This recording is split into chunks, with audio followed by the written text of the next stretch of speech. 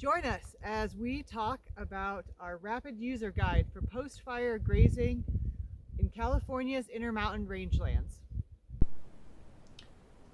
Vegetation response to wildfire is variable and depends on multiple and interacting site factors, including pre-fire plant community, burn intensity, and post-fire weather. One of the first questions arising after rangeland fire is when livestock grazing can resume. While rest from grazing is a viable option in some cases, it is not always necessary. Specific grazing management decisions, including whether or not to graze following fire, should be based on field assessments made in the spring following fire. This rapid user guide is intended for public and private land managers and livestock producers and specifically focuses on timeline, key considerations, and management options following wildfires on California's Intermountain perennial rangelands. First, we're going to look at early summer-fall post-fire grazing planning. Immediately following wildfire, managers should start planning for restoration needs and grazing contingencies.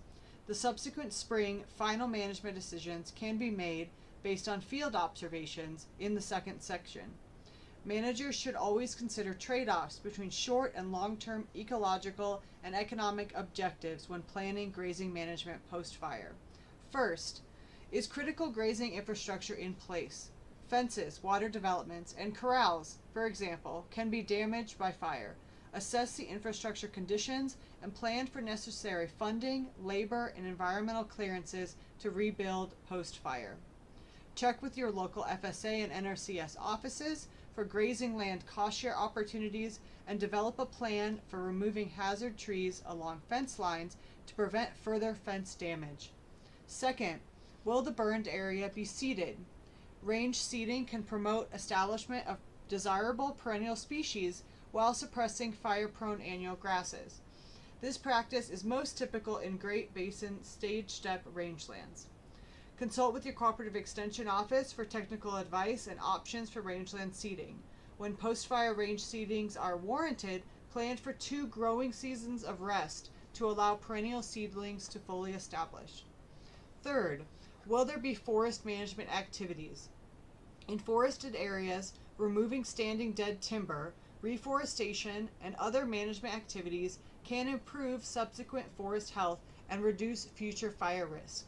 However, these activities may create logistical challenges in the years following fire and need to be included in grazing planning.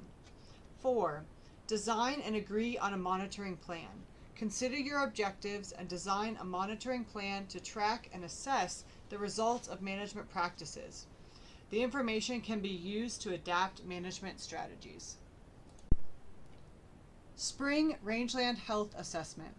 A post-fire range assessment should be completed in the field with grazing and resource managers. This should typically occur in the spring season following fire, when actual vegetative responses can be observed. Field visits and on-the-ground decisions should be made in cooperation with all land managers and owners responsible for the area being assessed. Some things to look for. Is forage production and availability adequate to meet livestock nutritional needs? Do desirable perennials appear robust and high of vigor? Do they show signs of plant regrowth with abundant tillers? Is there desirable regrowth from existing perennial grass crowns, or are new seedlings present? Plant regrowth from existing crowns can benefit from mature root systems and reestablish with more vigor. Are there range health indicators related to invasive species, bare ground, or potential soil erosion that would require limited or deferred grazing or post-fire rehabilitation? Post-fire grazing management. Grazing intensity, frequency, duration, timing, and livestock species and class are always important to consider in rangeland management decisions. Depending on these factors, as well as infrastructure and post-fire vegetation response considerations, here are a few main grazing management options. You could graze with normal numbers and season. Do this on resilient range sites when forage production is plentiful and desirable species demonstrate good vigor. You could defer grazing until the seed ripens. Do this to allow a full growing season for perennial grass establishment, growth, and seed production while still providing a viable grazing opportunity. You could graze on burned areas and avoid grazing burned areas through herding, water, supplementation, distribution, or temporary fencing. Do this when a portion of the grazing unit has range health concerns and requires rest, but substantial areas are unburned. Be aware that livestock may be attracted to new growth in areas with low to moderate burn severity. You could fully rest from grazing for one or more seasons. Do this when post-fire seeding is conducted, when important fences or water developments are unrepaired, or re-establish of desired rangeland vegetation is delayed.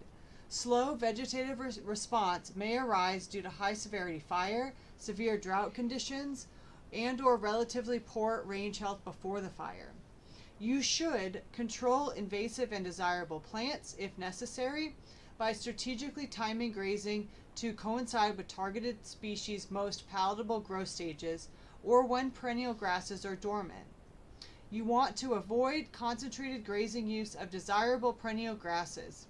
Do this as fire can release soil nutrients promoting regrowth of vegetation that may result in grasses being substantially more palatable than pre-fire conditions.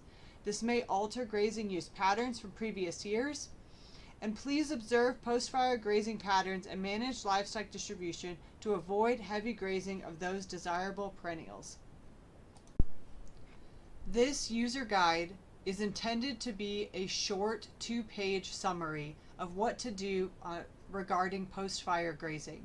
We have included substantial further reading in additional documents that can be found if you use this QR code. Thank you for paying attention.